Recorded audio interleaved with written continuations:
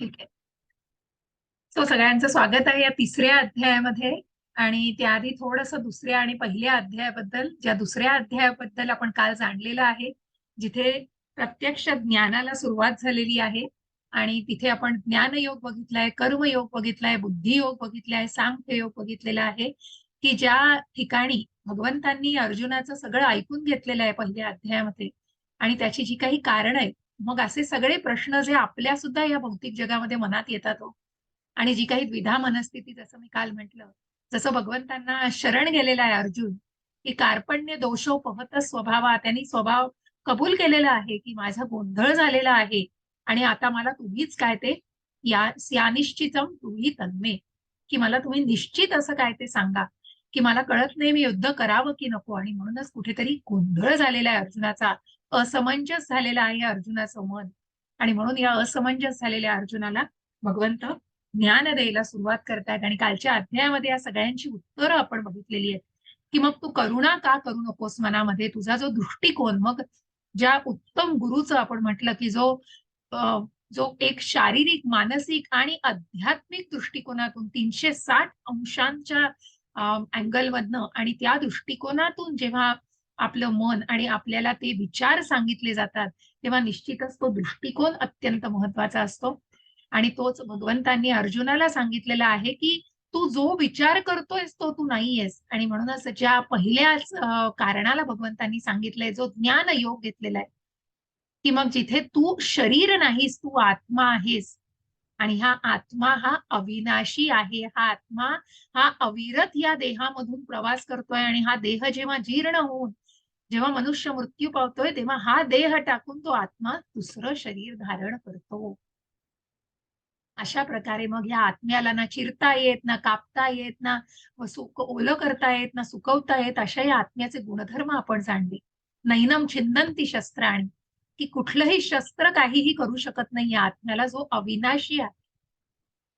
आणि त्या आत्म्याच्या गुणधर्मांना आपण जाणलेलं आहे. मग ज्या पापी, ज्या काही मनाला वाटतंय तर पापी नाही, तर तू भगवंतांची सेवा करतोयस म्हणून त्रायते महतो भयात, जे काही कर्म करशील ते भगवंतांच्या सेवेत केलेलं कर्म हे पाप नाही, तू आनंद नाही असं वाटून तू नकोस.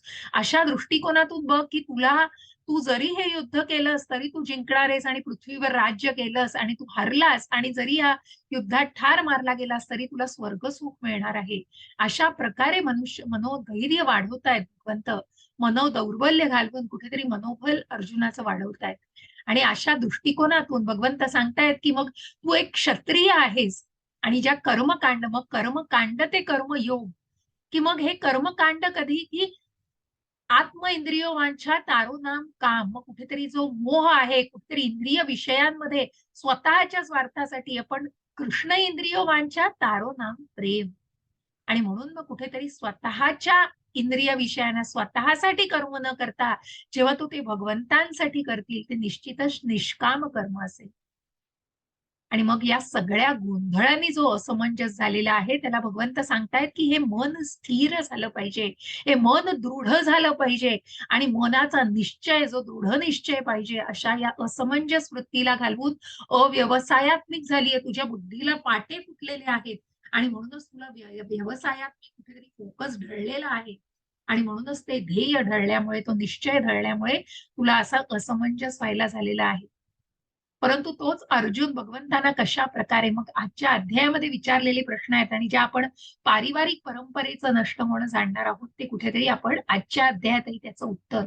मग कालच्या अध्यायात संक्षिप्त स्वरूपात जसं मी म्हटलं, की अनुसरण केलं जातं, अनुकरण नाही. जिथे भगवंत आहेत, क्वालिटेटिव्हली आपण भगवंतांसारखे आहोत, पण म्हणून जे काही तथाकथित मायावादी, की मग आपण स्वतःला जे कोणी दैवी भाव आवर्जून असल्यासारखा जो आव आणतात आणि स्वतःला कुठेतरी समजतात काहीतरी लोक, अशा लोकांना निश्चितच मग ते अनुकरण न करता अनुसरण, की जो गोवर्धन पर्वत भगवंतांनी उचलून धरला, तो तुम्हा आम्हाला शक्य आहे का हो? ज्या भगवंतांनी, ज्या शिवांनी अर्जुन विष प्राशन केलंय, त्याचा एक थेंब जरी आपल्या पोटात गेला तरी मनुष्य मृत्यू पावतो.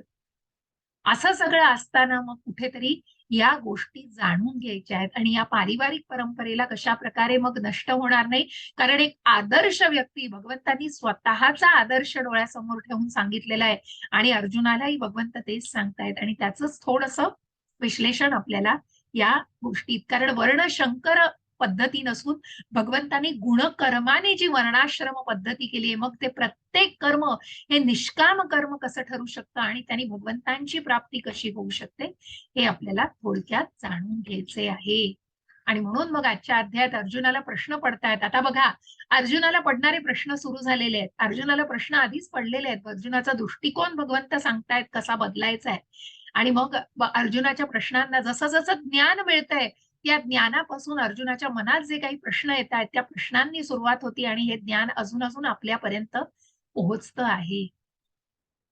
मग अर्जुन भगवंतांना म्हणतायत त्याग की कर्म, कारण तू जर मला सांगितलंस मी आत्मा आहे, मी शरीर नाही, मग काय करायचं या आत्म्याला किंगडम आणि हा राज्य करून आणि कुठलंही राज्य जिंकून आणि काय करायचं या आत्म्याला.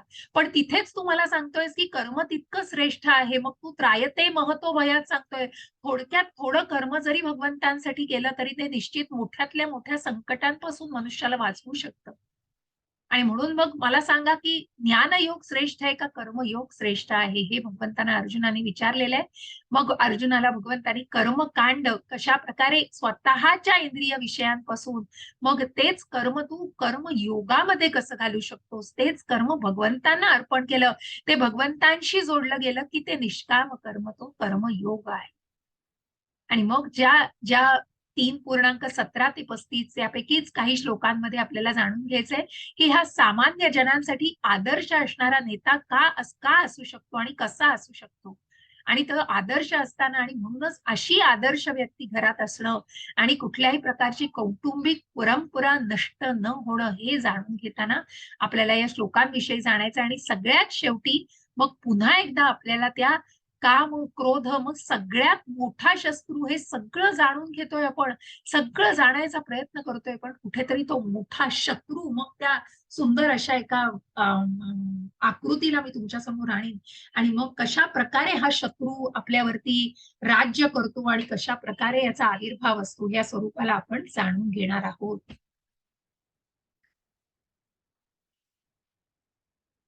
आणि मग अर्जुन भगवंतांना विचारतायत एकम वद, की तुम्हाला काहीतरी एक सांग. की मग अर्जुनाला एकीकडे युद्धच करायचं नाही.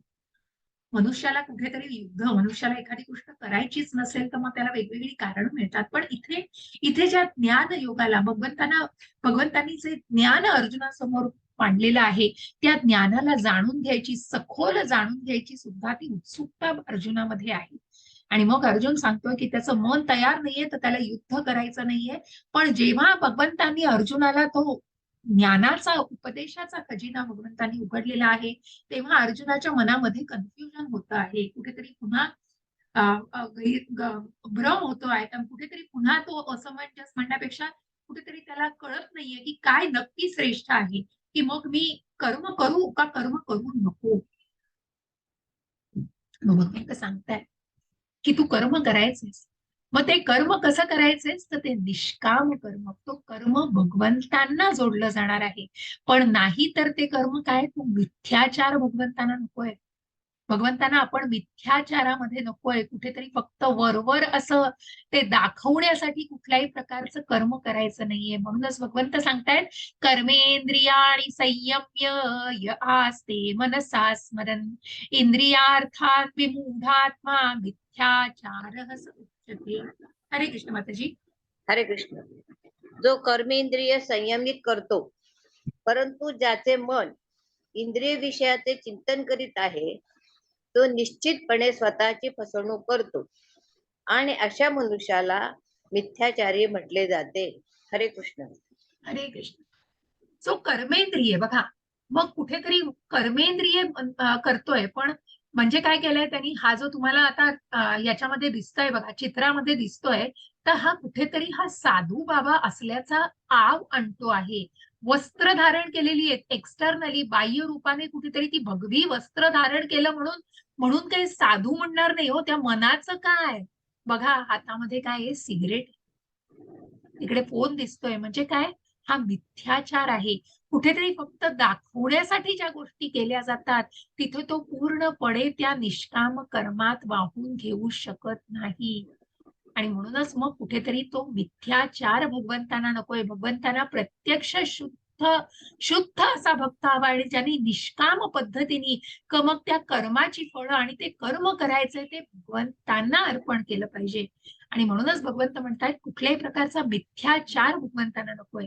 आणि असा हा मिथ्याचार न बाळगता भगवंतांना आपलं जरी ते सकाम कर्म, मग सकाम कर्मापेक्षा कुठेतरी ज्ञान योग, कारण मग या ज्ञानाने कुठेतरी मनुष्य पुढे जातोय.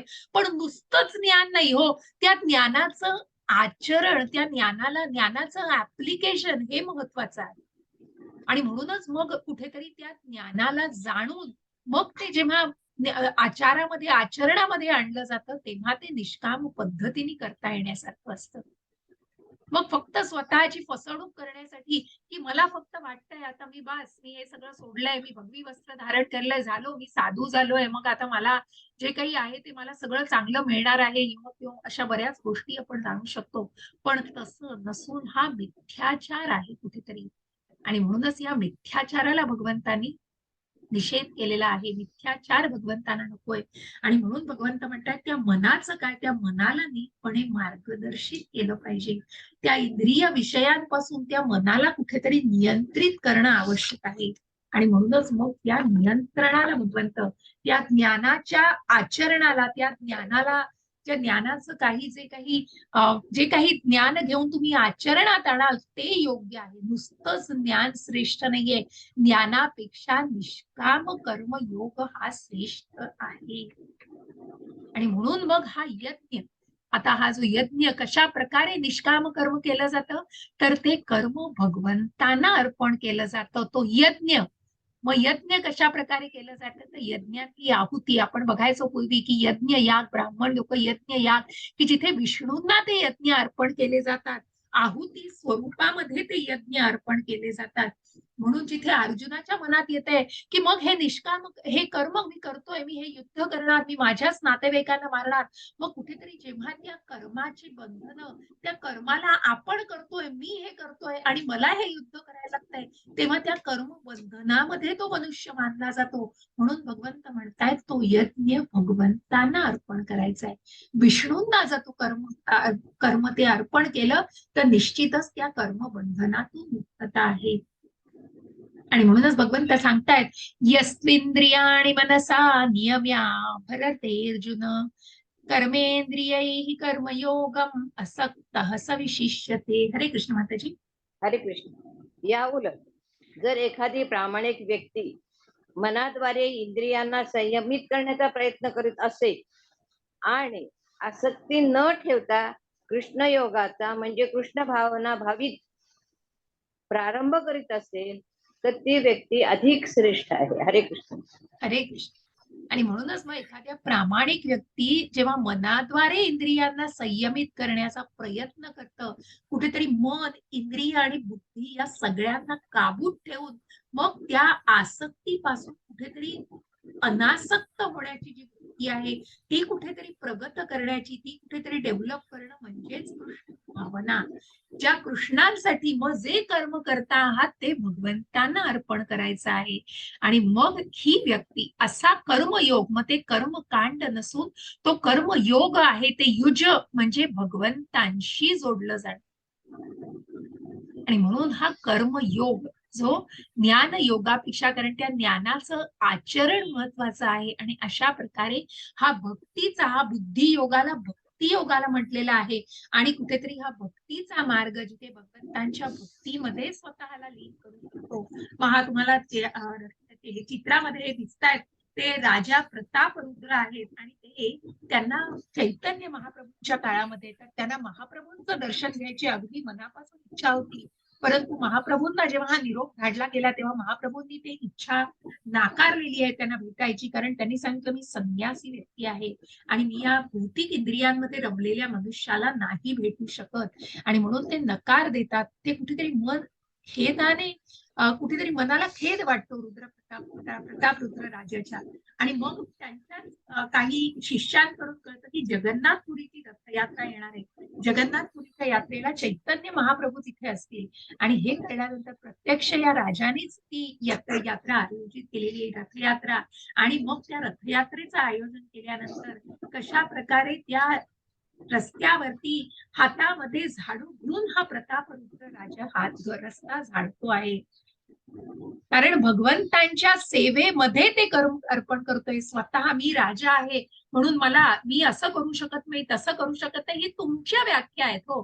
कारण तुम्हाला ती आसक्ती आहे त्या गोष्टींबद्दल. पण जेव्हा त्या गोष्टींना कुठेतरी समतोलित राखलं जातं तेव्हा निश्चितच ती व्यक्ती कृष्ण भावनेमध्ये कर्म करत असते आणि म्हणूनच ते निष्काम कर्म ठरतं आणि अशी व्यक्ती ही निश्चितच श्रेष्ठ आहे.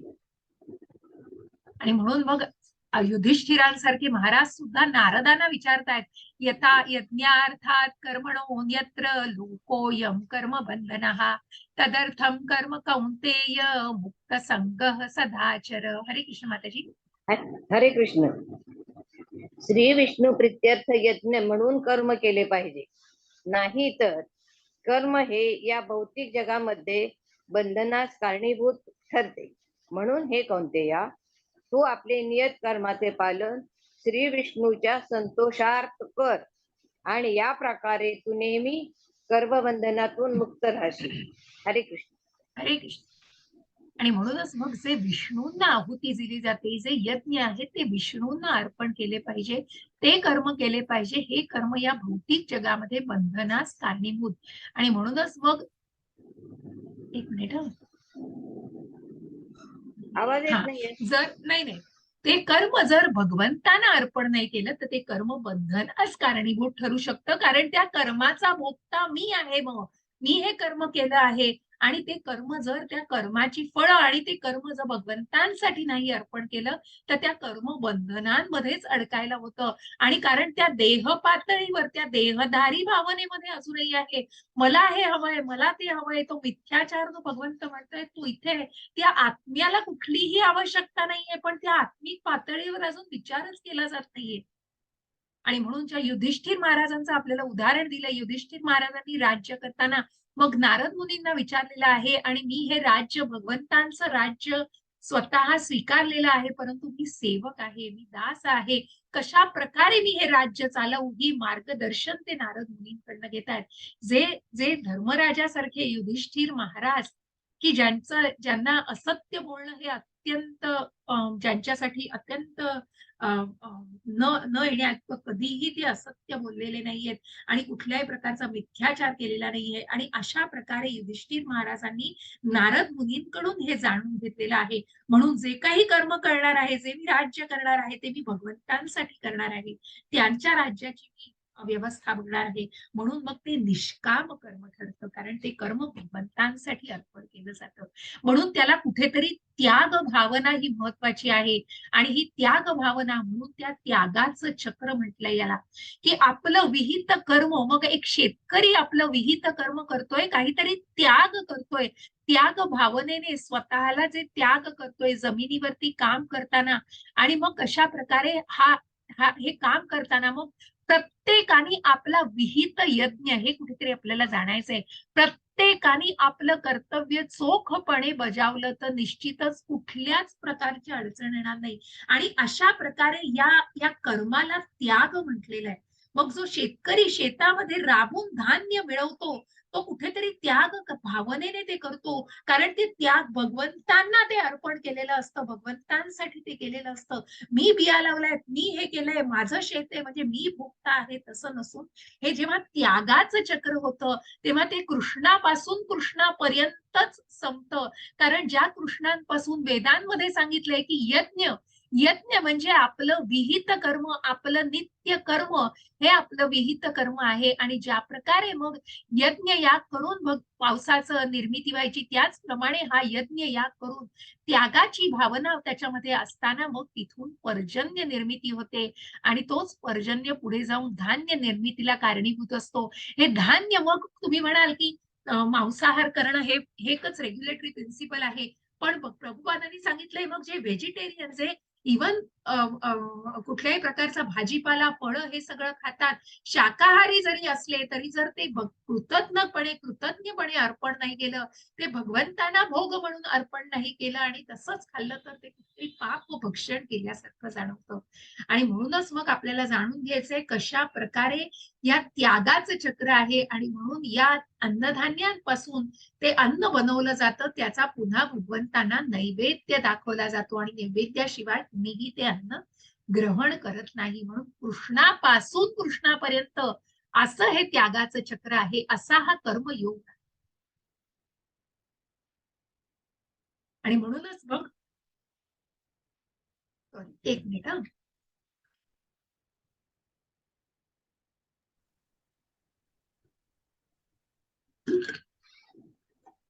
आणि म्हणून मग जेव्हा जेव्हा हे कर्म त्याग भावनेमध्ये केलं जातं तेव्हा काय सांगितलंय बघा चैतन्य महाप्रभूंनी, आहार शुद्धौ सत्वशुद्धी सत्वशुद्धौ ध्रुवा स्मृती स्मृतिर्लब्धे सर्व ग्रंथीनाम विप्रमोक्ष. हरे कृष्ण माताजी. हरे कृष्ण. वेदामध्ये सांगितल्याप्रमाणे यज्ञ केल्याने सर्व क्रिया शुद्ध होतात. यज्ञ केल्याने मनुष्याचा आहार शुद्ध होतो आणि शुद्ध आहार ग्रहण केल्याने त्याचे जीवन शुद्ध बनते. जीवन शुद्धीमुळे स्मृतीमधील अतिसूक्ष्म ऊतीचे शुद्धीकरण होते आणि जेव्हा स्मृती शुद्ध होते तेव्हा मनुष्य मोक्ष मार्गाबद्दल विचार करू शकतो आणि या सर्वांची परिणिती वर्तमान समाजासाठी अत्यंत आवश्यक असणाऱ्या कृष्ण भावनेमध्ये आहे. हरे कृष्ण. होते. हरे कृष्ण हरे कृष्ण. सुंदर. म्हणूनच हा जो विहित यज्ञ आहे आणि म्हणूनच हा यज्ञ केल्याने हे त्यागाचं चक्र काय सांगतं की मनुष्य जेव्हा आपलं विहित कर्म करतो, त्या त्याग पूर्ण भावनेने करतो, तेव्हा तो आहारही शुद्ध असतो आणि तो शुद्ध आहार ग्रहण केल्याने त्याचं जीवनही शुद्ध बनतं.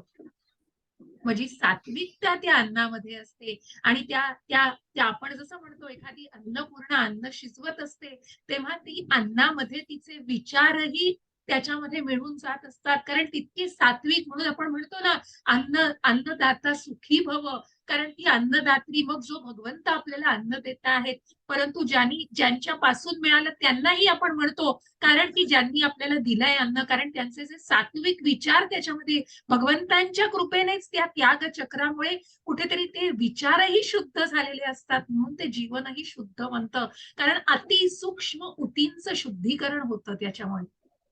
आचार शुद्ध तर विचार शुद्ध आपण म्हणतो आणि म्हणूनच त्याचप्रमाणे तो आहार शुद्ध केला तरी त्यातूनही ते जीवन शुद्ध बनतं आणि या त्यागाच्या चक्रातून मग ती स्मृतीही शुद्ध होते आणि स्मृती शुद्ध झाल्यानंतर मनुष्य कुठेतरी मोक्षाच्या मार्गाबद्दल मग कुठेतरी त्या बंधनांमध्ये न अडकता, कर्मबंधनांमध्ये न अडकता मोक्ष मार्गाबद्दल विचार करू लागतो. आणि हा मोक्ष मार्गाचा विचार जेव्हा एखादा समाज करू लागतो तेव्हा त्या समाजासाठी ती अत्यंत आवश्यक कृष्ण भावना निर्माण झालेली असते त्या समाजामध्ये, कारण कुठेतरी तो आहार जीवन शुद्ध करण्याच्या प्रक्रियेला कारणीभूत असतो. आणि अशा या कृष्ण भावनेमध्ये आणि म्हणूनच जेव्हा विष्णूंना तो कर्म अर्पण केलं जातं, त्या कृष्ण भावनेने ते कर्म अर्पण केलं जातं, तेव्हा निश्चितच ते त्यागाच्या चक्राप्रमाणे असतं, ज्याने आपलं जीवन शुद्ध बनते. हरे कृष्ण माताजी. हरे कृष्ण. भगवत भक्त हे सर्व प्रकारच्या पापापासून मुक्त होतात, कारण ते सर्वप्रथम यज्ञाला अर्पण केलेले अन्न ग्रहण करतात. इतर लोक जे आपल्या स्वतःच्या इंद्रिय भोगाकरता भोजन बनवतात ते खरोखर केवळ पापच भक्षण करतात. हरे कृष्ण. नैवेद्य दाखवतात. म्हणूनच नैवेद्य दाखवतात. ही कथा आपण पूर्ण केली का रुद्रप्रताप राजाची? काहीतरी करणाऱ्यांना तेवढ्यात, की जो संन्यासी राजा असतो, मी कुठेतरी सांगितलं की त्या राजा भौतिक गोष्टीमध्ये अडकलेला असतो, त्यामुळे चैतन्य महाप्रभू त्यांना नकार देतात, त्यांना भेटण्यासाठी नकार देतात. पण जेव्हा त्यांचेच शिष्य सांगतात की मग जगन्नाथ रथयात्रेसाठी चैतन्य महाप्रभू येणार आहेत त्या ठिकाणी, तेव्हा त्या रथयात्रेचं नियोजन करताना प्रत्यक्ष राजा आपल्या हातामध्ये झाडू घेऊन तिथे त्या रस्त्यावरती झाडू लागतो. आणि हे दृश्य जेव्हा चैतन्य महाप्रभू बघतात तेव्हा निश्चितच ते प्रसन्न होतात की जी व्यक्ती भौतिक गोष्टींमध्ये अडकलेली आहेत म्हणून ते नकार देतात, परंतु निश्चितच ती व्यक्ती कृष्ण भावनेमध्ये, तिचे कर्मयोगामध्ये ती व्यक्ती आहे, कृष्ण भावना भावित ते कर्म करतीये आणि म्हणूनच ती व्यक्ती निश्चितच श्रेष्ठ असते. मग त्या प्रतापरुद्र राजाची भेट होते. अशा प्रकारे म्हणजे त्या भौतिक जगतामध्ये असताना सुद्धा तुम्ही जेव्हा ते कर्म भगवंतांसाठी अर्पण केलं जातं तेव्हा ते निष्काम पद्धतीचं. आणि मग त्याच्यानंतर आपण हे जे जाणलं की प्रत्येक वेळी विष्णूंना यज्ञ अर्पण करणं, आणि म्हणूनच जे मी राज्य करणार आहे तेव्हा युधिष्ठिर महाराजांसारखा धर्मराज सांगतो की मला तुम्ही मार्गदर्शन करा, मी हे राज्य भगवंतांचं कसं कसं चालवू. जिथे धर्मराजांसारखे असे योग्य इतके निपुण असताना सुद्धा ते नारदांचं मार्गदर्शन मागतात, कारण कुठेतरी तो आविर्भाव बघा किती किती कशा प्रकारे ती सांगण्याची, जसं मी म्हटलं की अर्जुन सुद्धा कशा प्रकारे अप्रोच करतोय गुरूंना की का माझी ही अवस्था झालीये, का मी असा झालोय, अशा कुठल्याही प्रकारच्या आवेगामध्ये नाही, तर मला मला समजत नाहीये आणि मला हे जाणून घ्यायची इच्छा आहे आणि या ज्ञानाला ग्रहण करण्याची इच्छा दाखवलेली आहे कुठेतरी अर्जुनाने. आणि म्हणून मग या सगळ्याला जाणून आपल्याला जाणतोय की भगवत भक्त हे सर्व प्रकारच्या, मग हा जो मोक्षाच्या मार्गाचा विचार करू लागतो, कारण त्यांनी यज्ञाला अर्पण केलेलं अन्न, मग भगवंत आपण म्हणतो की मग ते जे मांसाहार करणारे जितकं रेग्युलेटरी प्रिन्सिपल चुकीचं आहे, त्याच प्रकारे ते जर अन्न ग्रहण न करता भगवंतांना अर्पण न करता ग्रहण केलं तर ते पाप भक्षण करण्यासारखंच आहे. कारण मग एखाद्या ठिकाणी एखादी नवीन डिश आलेली या हॉटेलमध्ये, मी जाऊन ती खाणार आहे आणि मग मला ती खायची आहे, मला हे करायचंय, मग ते स्वतःच्या इंद्रिय भोगत्यासाठी.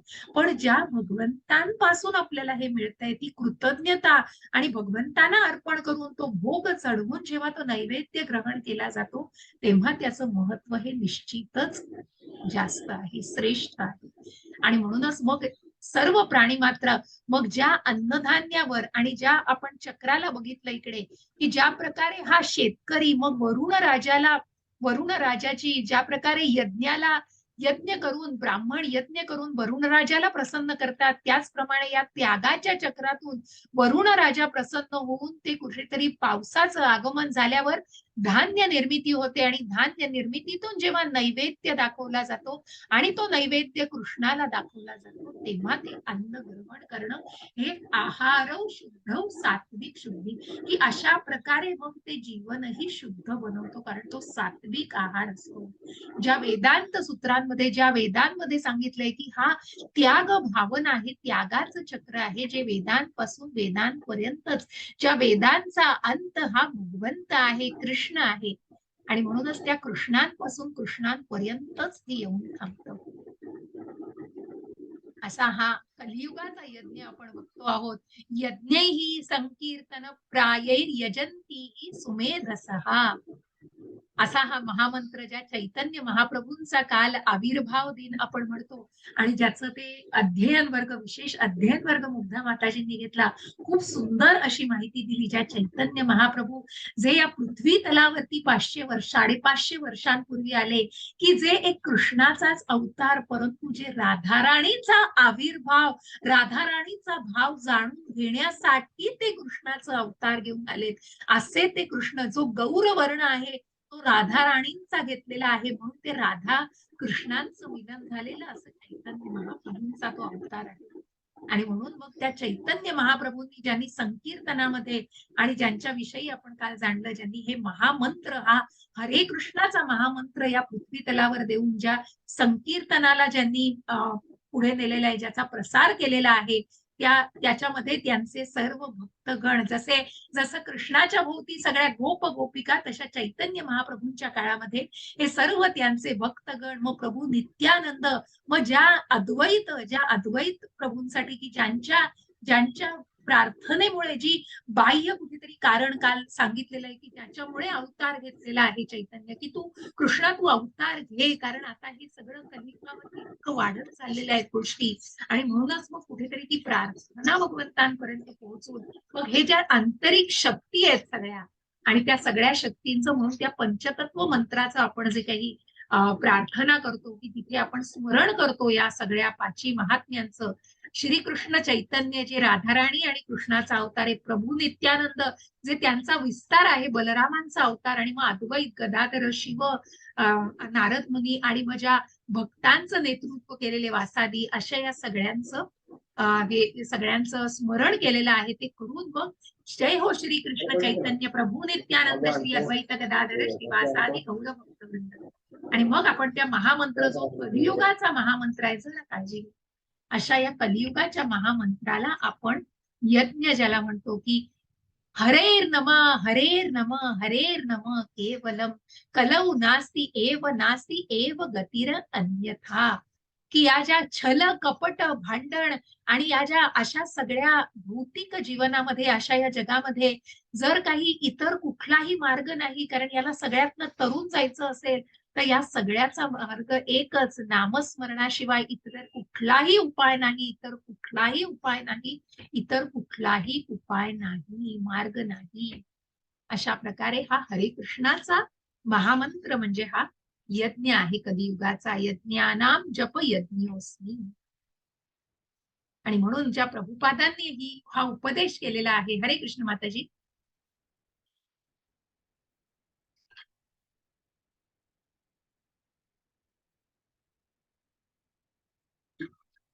माताजी तुम्ही म्यूट झाला आहात. हॅलो. हा, तुम्ही म्यूट झालेला. म्हणून कर्मफल, हरे कृष्ण माताजी, म्हणून कर्मफलावर आसक्ती न ठेवता मनुष्याने कर्तव्य म्हणून कर्म केले पाहिजे. कारण अनासक्त होऊन कर्म केल्याने त्याला परमेश्वराची प्राप्ती होते. हरे कृष्ण. हरे कृष्ण. आणि म्हणून जे कर्म करायचे, ज्या निष्काम कर्माविषयी आपण जाणणार आहोत, की ते कर्मकांड ते कर्मयोग, म्हणून कर्मकांडापासून कर्मयोगापर्यंत स्वतःच्या इंद्रिय तृप्तीसाठी कर्म न करता आपल्याला कुठेतरी स्वतःच्या इंद्रिय तृप्तीसाठी कर्म न करता ते कर्म भगवंतांसाठी, जेव्हा कर्म फलांवर मग जसं मी म्हटलं, मी हे झाड लावलंय तर मी याची फळं खाणार, पण ते भगवंतांना अर्पण न करता जेव्हा स्वतःच्याच कर्मफळांचा उपभोग घेतला जातो, मग त्या कर्मफळांचा उपभोग घ्यायचा आहे तर मग त्या कर्मफळांची बंधनांमध्ये पण अडका, आणि त्याच्यापासूनचे जे काही भोग आहेत ते सुद्धा भोगा, मग त्या बंधनातून मुक्तता नाही, त्या कर्मफळांच्या बंधनातून मुक्तता नाही. पण जर त्या कर्माची फळच भगवंतांना अर्पण केली आणि त्या कृतज्ञ भावनेने भगवंतांना अर्पण केलं, तर निश्चितच कुठेतरी त्या फळांची अनासक्ती, मग त्या फळांची कुठेतरी आसक्ती न ठेवता ते कर्म केलं जातं, म्हणून ते निष्काम कर्म ठरतं. आणि तिथे परमेश्वराची, ज्या प्रभुपादांचं आपण उदाहरण घेतलं, की जे प्रभुपाद कुठल्याही प्रकारचं कर्म करत होते, ते मग जे कृष्ण भावनेचा प्रसार करत होते, आपल्या गुरूंच्या आज्ञेनुसार जे कृष्ण भावना, मग तिथे कुठेही इंद्रिय स्वतःसाठी काही करायची अशी कुठली, जसं मी कालच्या पहिल्या अध्यायामध्ये सांगितलं, की कुठल्याही प्रकारचं हातामध्ये फक्त खिशामध्ये 40 रुपये असताना त्यांनी जलदूतावरनं प्रवास केलेला, पण मनात काय, तर मनात दृढ निष्ठा होती. अनेक संकटांना तोंड दिलेलं आहे, तिथे घ्यायलाही कोणी आलेलं नव्हतं, पण अनेक अनुयायी, अनेक हजारो लाखो अनुयायी त्या परदेशामध्ये तयार झाले, कारण कुठेतरी अनासक्तीने ते काम, कुठेतरी निष्काम पद्धतीने ते कर्म केलं जात होतं. त्याची फळं मला हवी आहेत, मला ह्यानी मोक्ष प्राप्ती होणार आहे, मला ह्यानी काही मिळणार आहे, अशा कुठल्याही आसक्तीने नाही, तर अनासक्त होऊन ते कर्म जेव्हा केलं जातं तेव्हा ते निश्चितच भगवंतांची प्राप्ती करू शकतं. आणि मग ज्या आपण पारंपरिक कौटुंबिक परंपरेला कुठेतरी धोका असं म्हणणार होतो, तर ती धोका का नाही, कारण जेव्हा हे सामान्य जन, मग जसं मी तुम्हाला काल उदाहरण दिलेलं आहे, की भगवंतांनी गोवर्धन पर्वत उचलून धरला म्हणून आपण त्याचं अनुकरण करण्याऐवजी पण जे जे उपदेशांचं अनुसरण करता आहेत, त्या अनुसरणावर जर चाललं तर निश्चितच कुठेतरी ती आदर्श व्यक्तीचं अनुसरण केल्याचं केलं पाहिजे असं जाणता येईल आपल्याला. आणि म्हणूनच मग अशा आदर्श व्यक्ती, म्हणूनच भगवंतांनी ज्या वर्णाश्रम पद्धतीची, की मग जर एखाद्या आदर्श प्रत्यक्ष भगवंतांनी आपल्या उदाहरणांनी सांगितलेलं आहे की मी सुद्धा माझं माझं निविहित कर्म पूर्ण केलं नाही तर मी कुठेतरी या अराजक अशा लोकसंख्येला निर्मितीला मी कारणीभूत ठरेन आणि मग या वर्णशंकर कुठेतरी वर्णसंकर असं ही निर्मिती होईल आणि त्या लोकसंख्येला आळा घालू शकणार नाही. परंतु प्रत्येकानेच म्हणून हे विहित कर्म केलं तर निश्चितच की ज्या अर्जुनाला भगवंतांनी सांगितलं की तू क्षत्रिय आहेस, तू युद्ध कर, तर तुझं अनुसरण लोक करतील, नाही तर तू पळकुटा भ्याट ठरलास तर तुला तसंच समजलं जाईल. म्हणूनच भगवंत म्हणतायत की आदर्श व्यक्ती व्हायला पाहिजे आणि ती व्यक्ती जर झाली तर वर्ण आणि कर्मानुसार, गुण आणि कर्मानुसार निश्चितच त्याचं अनुसरण केलं जातं आणि ती व्यक्ती आपल्या गुणकर्म विभागानुसार निश्चितच भगवंतांची प्राप्ती करू शकते. मग त्या गुणांचं जी विभागणी आपण जाणणार आहोत की गुणांच्या विभागणीने कुठलं विभाजन आहे आणि कर्माच्या विभागणीने कुठलं आहे ते पुढे आपण जाणूया. आधी हे जाणून घ्या की आदर्श जसं आपल्याला चित्रात दिसतंय कशा प्रकारे त्या आईच्या मागे त्या पिल्लं जात आहेत, कारण एक आदर्श व्यक्ती घरातली कसं वर्तणूक करेल त्याचं अनुसरण केलं जातं. यद्यदाचरती श्रेष्ठ तत्तदेवेतरो जनः सयत् प्रमाणं ते लोकस्तदनुवर्तते. हरे कृष्ण माताजी. हरे कृष्ण माताजी. श्रेष्ठ व्यक्ती जे जे करते त्याचे अनुसरण सामान्य जन करतात. आपल्या अनुसरणीय कृत्यांनी ती जे जे आदर्श घालून देते त्यानुसार सारे जग कार्य करते. हरे कृष्ण माताजी. हरे कृष्ण. आणि म्हणूनच तू एक आदर्श व्यक्ती बनलं पाहिजेस. ज्या ज्या व्यक्ती आदर्श बनवून हे सामान्य जन त्यांना फॉलो करतात, त्यांना जेव्हा अनुसरण त्यांचं करतात, या अनुसरणकर्त्यांनी जे आदर्श घालून दिलं जातं त्याने सगळं जग कार्य करतं. मग ज्या चैतन्य महाप्रभूंनी या हरे कृष्ण महामंत्राला जसे त्यांचे अनुयायी तयार झाले, ज्या श्रीला प्रभुपादांनी कृष्ण भावनेचा प्रसार केला, त्यांचे अनुयायी तयार झाले, ते अनुसरण केलं, त्यांनी उपदेशांचं अनुसरण केलं. मग कुणीही चैतन्य महाप्रभू जे कृष्णाचा अवतार, प्रत्यक्ष भगवंत, कुठल्याही प्रकारचं अनुकरण केलेलं नाही, कॉपी न करता त्यांच्या उपदेशांचं अनुसरण केलेलं आहे, त्यानुसार ते जग कार्य करेल. आणि म्हणूनच इथे भगवंतांनी कालच्या जी स्लाइड तुम्हाला एक्सप्लेन केली की मग विहित कर्माविषयी, यज्ञाविषयी आपण जाणतो जेव्हा प्रत्यक्ष भगवंत स्वतःच्या उदाहरणासह हे आपल्याला पटवून हे आपल्याला हे अर्जुनाला सांगतायत जे आपल्यापर्यंत ज्ञान येत आहे. आणि म्हणूनच मग भगवंत सांगतायत. हरे कृष्ण माताजी. हरे कृष्ण. नियत कर्मांच्या फलामध्ये आसक्त असणाऱ्या अज्ञानी मनुष्याचे मन विचलित होऊ नये म्हणून विद्वान व्यक्तीने त्यांना कर्म थांबवण्यास प्रेरित करू नये. या उलट भक्तिभावाने कर्म करून त्याने त्या लोकांना म्हणजे कृष्ण भावनेचे यथावश्यक विकासासाठी सर्व प्रकारच्या कार्यामध्ये युक्त करावे. हरे कृष्ण. हरे कृष्ण माताजी. आणि म्हणूनच स्वतःने आपला यज्ञ मग ते विहित कर्म करावं, पण असे म्हणूनच जे कर्म फलांवर आसक्ती ठेवून ते सकाम कर्मामध्ये अडकलेले आहेत, कारण मला ही कर्माची फळं हवी आहेत आणि मग ती कुठेही भगवंतांना अर्पण न करता त्याचा पूर्ण थोडा भाग देऊन मग कुठेतरी आपण त्याचा भोगता आहोत. ही ज्या अशा पद्धतीने, अशा समजुतीने जे लोक कर्म करत असतात त्यांना मग एखादी जेव्हा निष्काम पद्धतीच्या व्यक्तीच्या संगतीमध्ये अशा व्यक्ती येतात तेव्हा त्या व्यक्तीने काय सांगावं त्यांना, तर त्यांनी सांगावं की तुमचं काहीच होणार नाही, तुम्ही असंच कर्म केलं तर तुमचं काही नाही होणार, तुम्ही असेच वाया जाणार. अशा प्रकारचं कुठेतरी निरुत्साही न करता आणि कुठेतरी त्यांना डिमोटिवेट न करता अशा व्यक्तींना सुद्धा कृष्ण भावना जोपासता येण्या इतपत त्यांना टप्प्याटप्प्याने की तुम्ही जे कर्म करता आहात त्यातला थोडा भाग मग त्या कर्मफळाचा, जे काही तुम्ही शेती करताय, जे अन्न पिकवताय, जे अर्थार्जन करताय त्याचा थोडा भाग तुम्ही कृष्णांना अर्पण करा. हा जेव्हा समज त्यांच्यामध्ये जागवला जातो तेव्हा भक्तिभावाने कर्म करून त्याने त्या लोकांना कृष्ण भावनेच्या यथावकाश विकासासाठी उद्युक्त करावं, त्या कार्यामध्ये युक्त करावं. म्हणून अशा साधू संतांचा जो साधू संघ आपण म्हणतो, जसं जसं या श्रद्धेच्या मार्गावर मग आपल्याला भक्तीचे 9 टप्पे पुढे जाऊन बघायचे आहेत, जशा नवविध भक्तीच्या सेवा बघायच्या आहेत. तशा भक्तीच्या 9 टप्प्यांमध्ये पहिला टप्पा हा श्रद्धा आहे. मग जसं मी म्हटलं की ज्यांच्या मनात श्रद्धा आहे तेच इथे, मग आज तुम्ही हे जे कोणी 32 मला दिसतंय, मी आकड्यावर जाणार नाही, पण हे जे तुम्ही जो तुम्ही 18 दिवसाचा विहित यज्ञ पार पाडणार आहात आणि म्हणूनच त्याच्यासाठी तुम्ही जो संकल्प केलेला आहे त्याला जागून आहात तुम्ही, आणि तुम्ही हे जे आहात ते मनात निष्ठा, मनात श्रद्धा. प्रश्न असतील हो अनेक, अनेक प्रश्न असतील की तुम्हाला हे कळलं नाहीये, ते कळलं नाहीये, याचं काय आहे, त्या प्रश्न असू दे, परंतु कुठेतरी ती उत्सुकता आणि ते जाणून घेण्याची जे औत्सुक्य आहे ते तुम्हाला या मार्गावर आणलंय, आध्यात्मिक मार्गावर. आणि हा जो जाणून घ्यायचा स्वभाव आहे हा अत्यंत आवश्यक आहे. म्हणून कुठेतरी टप्प्याटप्प्याने त्यांना सुद्धा या कृष्ण भावनेमध्ये युक्त करावे. हरे कृष्ण माताजी. हरे कृष्ण. मिथ्या अहंकाराच्या प्रभावाने मोहित झालेला आत्मा स्वतःलाच कर्माचा करता समजतो, पण वास्तविकपणे प्रकृतीच्या 3 गुणाद्वारे कर्मे केली जातात. हरे कृष्ण माताजी. वा हरे वा, कृष्ण माताजी. सुंदर. आणि म्हणूनच मग बघा,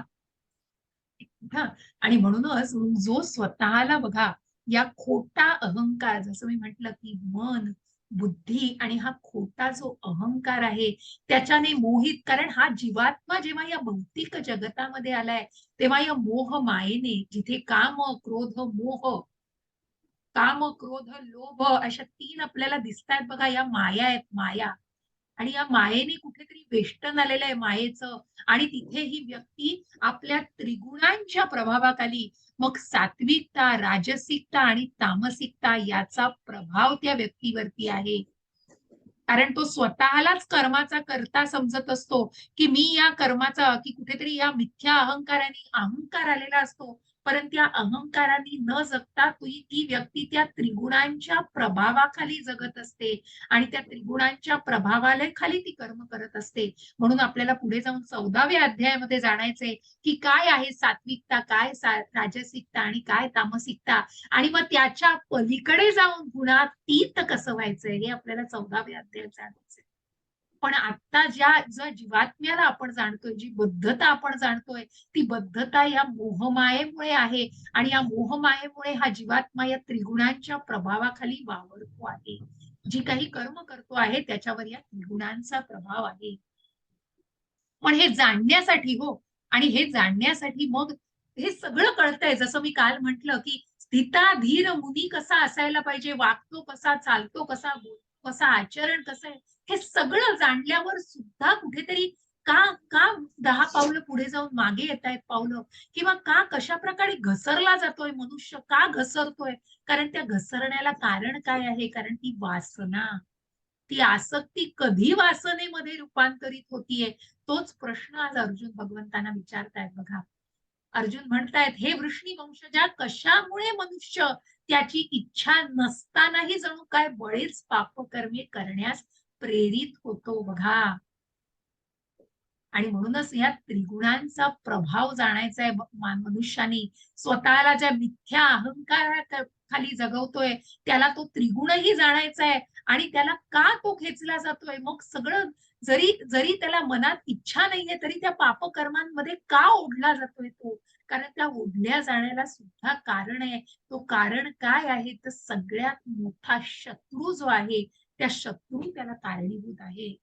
अनेक क्षण बलात्, की जर इच्छा नसतानाही का, कारण इच्छा नसतानाही मग ज्याप्रमाणे अग्नीला धुराने, त्या गर्भाला वारेने आणि आरशाला धुळीने जसं आच्छादलं जातं, तरीच बघा, धूमेनाव्रियते रुधिर यथा दर्शो महीन च, यथोल्बेनावृतो गर्भस्तथा तेने समावृतम्. हरे कृष्ण आवाज माताजी. फारच बारीक आलाय माऊली. बारीक झालंय. हा म्हणजे हरे सगळ्यांना कृष्ण. हा आता येतोय. ज्याप्रमाणे हरे कृष्ण. हा हा हरे ज्याप्रमाणे धुराने अग्नी, धुळीने आरसा आणि वारेने गर्भ वेष्टीला जातो, त्याचप्रमाणे जीव या कामाद्वारे विविध प्रमाणात आच्छादिला जातो. हरे कृष्ण. हरे कृष्ण. येतोय आता आवाज मोठा? हा, आता आला. हा. मगाशी आणि फारच बारीक झाला होता. बरं बरं. आणि म्हणूनच अशा अशा या जीवात्म्याला कशाने आच्छादलंय बघा. ज्याप्रमाणे अग्नीला धुराने कुठेतरी आच्छादलेलं असतं, वारेला गर्भाला वारेने कधी कधी कसं आच्छादलेलं असतं, त्याचप्रमाणे हा जीव कामाद्वारे विविध प्रमाणात आच्छादला गेलेला आहे. हा जीवात्मा या मोह मायेमध्ये काम वासनेने आच्छादला गेलाय. इच्छा नसतानाही कुठेतरी आपण जेव्हा भरकटतोय माणूस कुठेतरी त्या कनेक्शन मध्ये, मग मनात इच्छा नाहीये पण तरी मला इलाज नाहीये. काय इलाज नाहीये? कारण ती वासना, ती इच्छा, मग अनेक कारण आहेत कमी जास्त प्रमाणामध्ये, म्हणून विविध प्रमाणात म्हटलंय. या कामाद्वारे विविध प्रमाणात आच्छादिला जातो आणि म्हणूनच तो कुठेतरी ती गोष्ट करायला कारणीभूत ठरतो. जसं आपण बघतोय की ज्याप्रमाणे धुराने अग्नी, धुळीने आरसा आणि वारेने गर्भ वेष्टीला जातो, तसा हा जीव या कामाद्वारे, या कामवासनेद्वारे आच्छादिला जातो. हरे कृष्ण माताजी. हरे कृष्ण. म्हणून हे भरत ऋषभार्जुन, इंद्रियाचे नियमन करून पापाच्या या महान प्रतीकाचा म्हणजे कामाचा प्रारंभीच निग्रह कर आणि आत्मसाक्षात्काराच्या ज्ञानाचा विनाश करणाऱ्या या कामाचा वध कर. हरे कृष्ण. हरे कृष्ण. मग ही जेव्हा कामवासना जेव्हा या जीवात्म्यावर कुठेतरी आच्छादित करतीये, कुठेतरी त्याच्यावरती मोहजाळ पाडतीये आपलं, ते मोहजाळ का पाडलं जातं? कारण कुठेतरी या इंद्रिय विषयांमध्ये मनुष्य अडकलेला आहे. ही इंद्रिय विषयांची आसक्ती आहे आणि म्हणूनच ही कामवासना कशावरती बसते? तर बघा, ही इंद्रिय, मन आणि बुद्धी या तिन्हीवरती ही कामवासना आहे. आणि म्हणूनच म्हटलंय, इंद्रियाणी पराण्या पुरी इंद्रियेभ्य परम मनः, मनःस्तु परा बुद्धी, यो बुद्धेः परतस्तु सहा. हरे कृष्ण माताजी. हरे कृष्ण. कार्य करणारी इंद्रिये जड प्रकृतीपेक्षा श्रेष्ठ आहे. मन इंद्रियापेक्षा श्रेष्ठ आहे आणि मनापेक्षाही बुद्धी म्हणजे श्रेष्ठ आहे आणि आत्मा बुद्धीपेक्षाही श्रेष्ठ आहे. हरे कृष्ण. हरे कृष्ण. आणि म्हणूनच मग कुठेतरी जेव्हा मनुष्य शारीरिक स्तरावरती विचार करतोय, तेव्हा तो अत्यंत खालच्या पातळीवर, कारण कुठेतरी त्या देहधारी भावनेशी निगडीत असतो. त्यानंतर मग इंद्रिय विषयांची, मग कुठेतरी त्या इंद्रिय विषयांची आसक्ती असते मनावरती. त्यानंतर मग मन, बुद्धी आणि मन, बुद्धी आणि हा आत्मा, असे हे स्तर आहेत बरं का. म्हणजे ही वासना आहे, ती वासना कुठेतरी या इंद्रिय विषयांपासून असते. मग त्या भौतिक इंद्रिया विषयांची आसना कुठेतरी या इंद्रियांवर असते. मग ती कर्मेंद्रिय, ज्ञानेंद्रिय आणि त्याच्या पुढे मन. मग मनाच्या हातात या इंद्रियांच्या दोऱ्या असतात. मन कुठेतरी पकडतं या इंद्रियांना. म्हणून आपण म्हणतो की मन स्थिर नाहीये, कारण इंद्रिय कुठेतरी भरकटली आहेत, म्हणून मनही भरकटलंय. जसं आपण कालच्या अध्यायात बघितलं की कामाला काम क्रोधाला आमंत्रण देतं. तो क्रोध कुठेतरी मनाला भ्रमामध्ये टाकतो. मग त्या मन बुद्धीचा नाश करतं आणि ती बुद्धी स्मृतीचा विनाश करून मग कुठेतरी त्या अधःपतनाला कारणीभूत ठरतं. त्याचप्रमाणे म्हणूनच या स्तरांना जाणायचंय की कुठेतरी इंद्रियांच्या वरती मन आहे, मनाच्या वरती बुद्धी आणि बुद्धीवर हा आत्मा आहे. आणि म्हणून या सगळ्या या सुंदर अशा आकृतीला आपल्याला जाणून घ्यायचंय, जिथे ही 5 इंद्रिय आहेत बघा. डोळा, नाक, मग जीभ आहे, कान आहे, जीभ आहे आणि कुठेतरी ही हाताचं म्हणजे ही स्पर्श ज्ञान दाखवलेलं आहे. अशी ही 5 ज्ञानेंद्रिय आहेत आणि या ज्ञानेंद्रियांना कोणी धरलेलं आहे? तर मनाने धरलंय. त्या दोऱ्या आहेत, त्या मनाच्या दोऱ्या आहेत आणि त्या मनाच्या दोऱ्या त्या बुद्धीने धरून ठेवल्या. बुद्धी ही सारथ्य करतीये त्या रथामध्ये. आणि म्हणून इंद्रिय, मन आणि बुद्धी यांना खूप तलक ठेवणं आणि खूप नियंत्रित ठेवणं आवश्यक आहे. नाहीतर मग तो आत्मा नुसताच बसलेला दिसेल, तो नुसताच आरूढ झालेला आहे. कारण त्या आत्म्याचं कुठेतरी अजूनही अस्तित्वच जाणलेलं नाहीये. फक्त या देहधारी भावनेशीच निगडीत आहे मनुष्य. आत्मसाक्षात्काराच्या मार्गावरती स्वतःला मार्गस्थच जोपर्यंत करत नाहीये, तोपर्यंत कशा प्रकारे ती ती आध्यात्मिक वाढ होणार आहे. म्हणून त्या आत्म्याला, जो आत्मा श्रेष्ठ आहे, त्याला जेव्हा आध्यात्मिक अन्न दिलं जाईल, त्याला जेव्हा जेव्हा पुरेपूर, जसं आपण शरीराला अन्न दिल्यावर या सगळ्या इंद्रियांपर्यंत पोहोचतं, ज्या पोटाला जेव्हा आपण तोंडातनं घालतो तेव्हा सगळ्या इंद्रियांपर्यंत पोहोचतं, त्याचप्रमाणे या आत्म्याला सुद्धा हे जे आध्यात्मिक ज्ञान आहे, या ज्या आत्मिक ज्ञान, या आध्यात्मिक ज्ञानाचं जेव्हा या नामस्मरणासारख्या या या आत्मिक ज्ञानाचं अन्न दिलं जाईल, तेव्हा ती बुद्धीही तलक राहील, ते मनही जागृत राहील आणि त्या इंद्रियांना येईल. माझा क्लास चालू आहे. आणि म्हणूनच मग अशा प्रकारे त्या इंद्रियांना नियंत्रित ठेवणं हे कुठेतरी महत्वाचे आहे. आणि म्हणूनच अशा प्रकारे या सर्वात महत्वाच्या शत्रूला, या अज्ञानाच्या शत्रूला, या काम वासनेसारख्या शत्रूला, या ज्ञानरूपी आणि या नामस्मरण रूपी अशा आध्यात्मिक ज्ञानाने कुठेतरी नाश करायचा आहे या कामवासनेचा.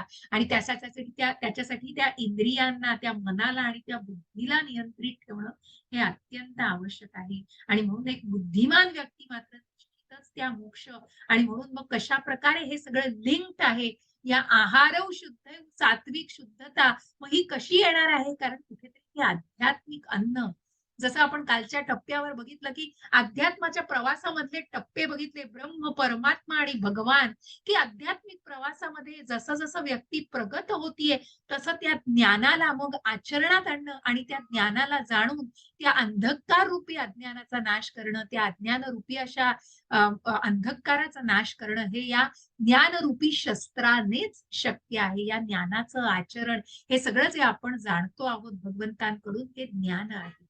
आणि म्हणून या इंद्रिय, मन आणि बुद्धीला वश करणं, त्यांना नियंत्रित करणं हे अत्यंत आवश्यक आहे. तरच आपण त्या आत्मिक पातळीवर कुठेतरी विश्वास, आपण कुठेतरी विचार करू शकू आणि आपण कुठेतरी त्या मोक्ष बंधना, मग कुठेतरी मनुष्य त्या मोक्ष मार्गाचा विचार करू लागेल. हे अत्यंत महत्वाचं आहे. असा आहे हा इति तृतीयोध्याय समाप्तः. जसं आपण या विहित कर्माला, की आजच्या अध्यायामध्ये मनुष्याचं विहित कर्म काय असतं, जे त्याने एक उत्तम आदर्श व्यक्ती म्हणून त्याचं अनुसरण जेव्हा लोक करतायत, तेव्हा निश्चितच तो जेव्हा वर्ण आणि आश्रम, मग हा जो वर्ण आणि आश्रमाचा धर्म तुम्हाला सांगायची विभागणी, की पुढेही काही याच्यामध्ये उल्लेख येणार आहे, की वर्ण म्हणजे की ब्राह्मण, क्षत्रिय, शूद्र आणि वैश्य, अशा वर्णानुसार आणि कर्मानुसार. आणि वर्ण म्हणजे काय, तर आपण ज्या प्रकारे ब्रह्मचर्याश्रम, गृहस्थाश्रम, संन्यासाश्रम आणि वानप्रस्थाश्रम, म्हणजे कुठेतरी आश्रमानी मग ही आध्यात्मिक कुठेतरी विभागणी आहे आणि कर्मानुसार विभागणी झालेली आहे. अशी ही गुणकर्मानुसार विभागणी जी आहे ती ब्राह्मण, क्षत्रिय, वैश्य आणि शूद्र, आणि जी आश्रमानुसार, ज्या आश्रमातून मनुष्य जात असतो, जो सुरुवातीला ब्रह्मचर्याश्रमामध्ये असतो, मग तो गृहस्थाश्रमामध्ये असतो, मग तो संन्यासाश्रमामध्ये असतो आणि वानप्रस्थाश्रमामध्ये असतो.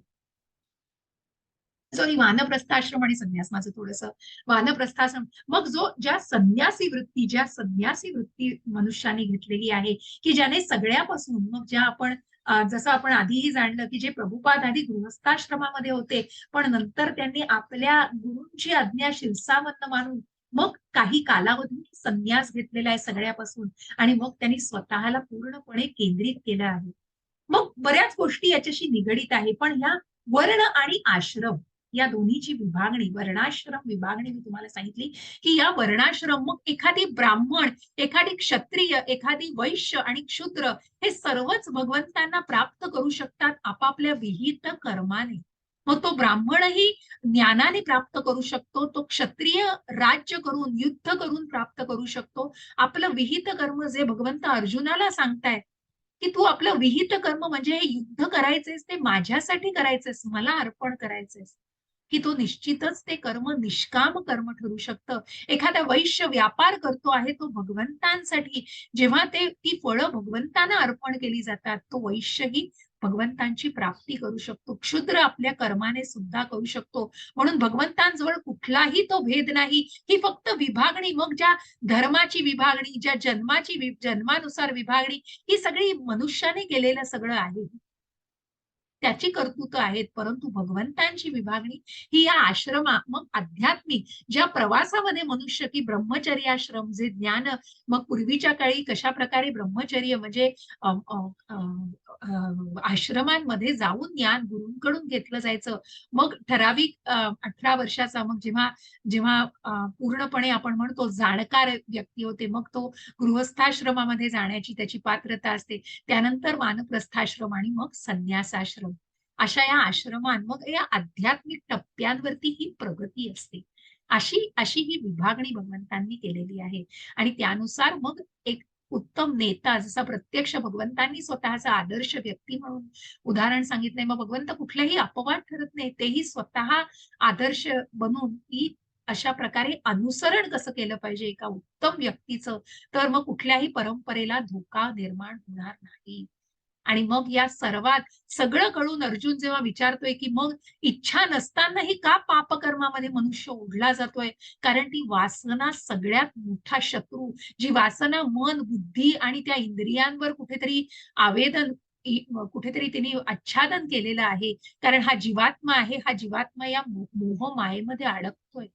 आणि म्हणून मग त्या सगळ्यापासून जर बंधनातून मुक्तता मिळवायची असेल, तर त्या आत्मिक पातळीवर जेव्हा मनुष्य या सगळ्याला नियंत्रित करून आणि ज्या नामस्मरणामध्ये आणि ज्या आत्मिक पातळीवर जेव्हा विचार करायला लागेल, तेव्हा निश्चितच त्या मोक्ष प्राप्तीकडे वाटचाल करू लागतो. इति तृतीयोध्याय. काही काही गोष्टी पुन्हा उल्लेख करून मी सांगितल्या. कोणाला काही प्रश्न असतील तर निश्चित विचारा.